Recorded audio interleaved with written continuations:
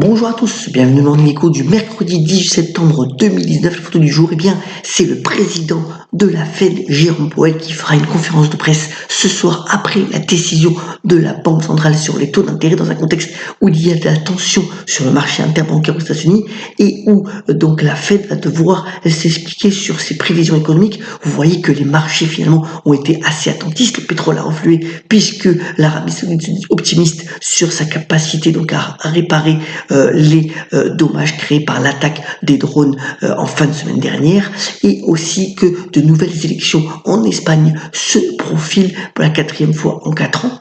Et c'est toujours l'incertitude pour le moment sur l'issue du scrutin en Israël. Mais voilà, la Fed donc termine son comité monétaire ce soir. Vous voyez que les conditions par rapport au dernier comité, donc il y a 6 semaines, n'ont pas beaucoup changé. Seuls les taux d'intérêt à 10 ans ont reflué, mais sinon on est toujours dans un contexte d'une croissance robuste. Malgré cela, la Fed, de manière préventive, va baisser certainement ses taux d'intérêt. C'est dans tous les cas le consensus des investisseurs, alors que le chômage, donc les perspectives sur la consommation restent fortes. Mais voilà, le commerce mondial ralentit sous fond de tension avec la Chine, et donc la Fed va certainement agir.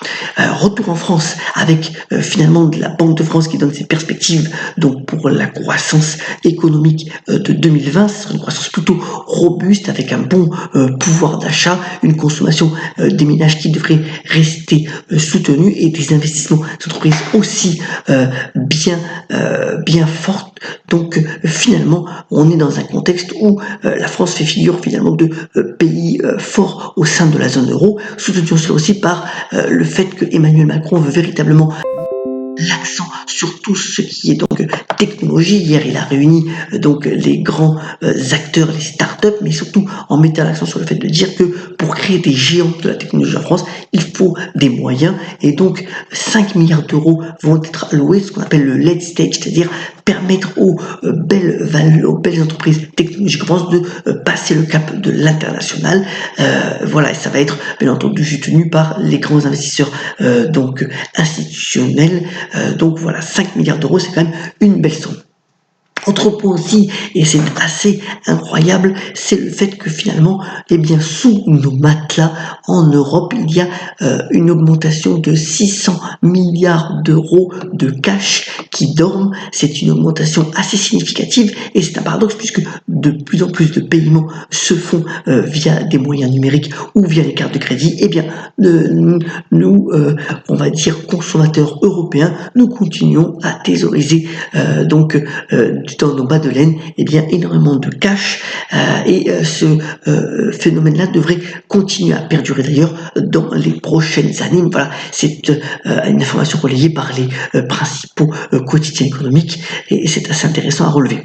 Attention aux arnaques, ça continue, et c'est assez fort. Rien qu'en France, ça coûte 1 milliard d'euros. Alors c'est aujourd'hui plus concentré sur les sites web, bien entendu, de faux placements financiers, mais aussi autour des crypto-monnaies. La zone la plus concernée, c'est plutôt donc PACA, mais aussi l'Île-de-France. Et vous voyez que toutes les tranches d'âge sont concernées, donc véritablement gare aux arnaques et aux informations vous promettant par exemple un rendement très important en peu de temps. Véritablement, ça n'existe pas. Venons-en en bref. Alors d'abord, on a eu 2 résultats dans la nuit, donc de grosses sociétés américaines. FedEx, donc dans le transport de marchandises et de courrier, qui fait état finalement de perspectives moins bonnes que prévu. L'action a dévissé de près de 10% en après-bourse.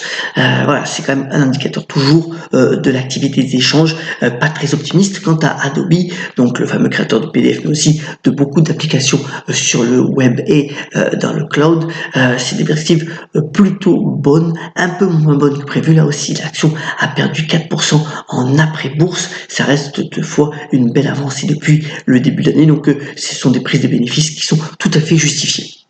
Alors, retour en France, là aussi, où Michelin réfléchit à rendre ses sites de production plus efficaces. Vous voyez que l'action n'est pas très cher, donc un P/E ratio de 11 avec toujours un rendement sur dividende assez intéressant de 3,6%.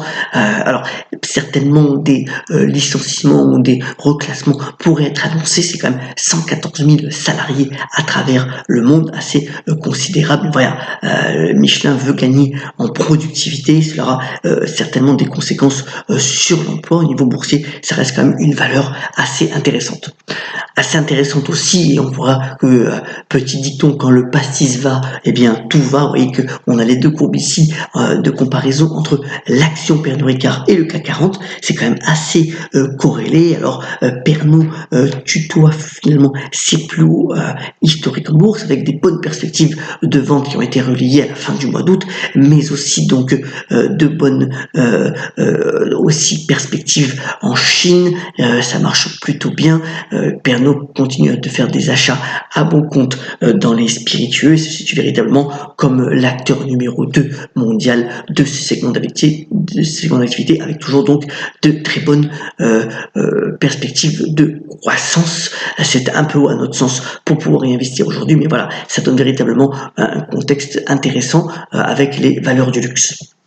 Puisqu'on en parle, Burberry, sous l'impulsion de son nouveau designer, donc Riccardo Tisci, eh bien, fonctionne bien. Les dernières perspectives, là aussi, de vente sont plutôt intéressantes. Vous voyez que depuis 5 ans, eh bien, c'est 44% de hausse de la bourse. Mais voilà, pour un des derniers fleurons indépendants du luxe, encore cote qui vaut en gros 10 milliards d'euros, eh bien, c'est un futur plutôt rose qui se profile, et peut-être que ça va ressusciter l'intérêt des grands acteurs du luxe comme LVMH ou Kering de regarder de plus près donc cette action anglaise. C'est mercredi, terminons par deux sorties cinéma, alors plutôt américaines pour le coup. L'indéboulonnable Woody Allen, à 83 ans, eh bien, sort son film qui avait été présenté au Festival de Deauville. Alors, pas de sortie aux États-Unis pour le réalisateur américain, mais enfin, un beau film, belle comédie romantique comme il sait le faire, Un jour de pluie à New York, avec donc de superbes images d'ailleurs de la ville de Big Apple. Donc voilà, si vous êtes amateur, ça peut être intéressant de passer un bon moment. Et puis Brad Pitt, qui est d'ailleurs aussi à l'affiche avec le film de Quentin Tarantino. Et bien là, c'est un film donc de science-fiction. Ad Astra, c'est donc un astronaute qui va chercher donc son père sur Neptune. Voilà, une belle histoire avec là aussi de superbes images et une performance de Brad Pitt qui vaut le détour selon les critiques. Donc voilà, deux beaux films pour passer un bon moment au cinéma. Terminons ce Morning Echo en vous souhaitant bien entendu une excellente journée, et par la citation du jour, elle vient de Bernard Werber, qui a notamment dit: le libre arbitre des hommes consiste à choisir la femme qui décidera à leur place. Certainement à méditer en cette belle journée que l'on vous souhaite donc excellente, et on la pêche sur le solidaire, et à demain sur le Morning Echo.